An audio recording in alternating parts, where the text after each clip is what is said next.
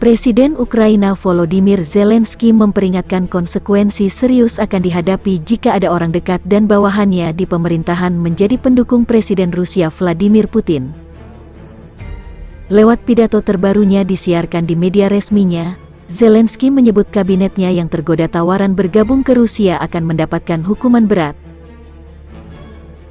Mereka yang tergoda oleh tawaran dari penjajah Rusia sudah menentukan takdirnya sendiri, kata Zelensky dikutip Tribun Timur dari Al Jazeera Minggu tanggal 13 Maret hari ini.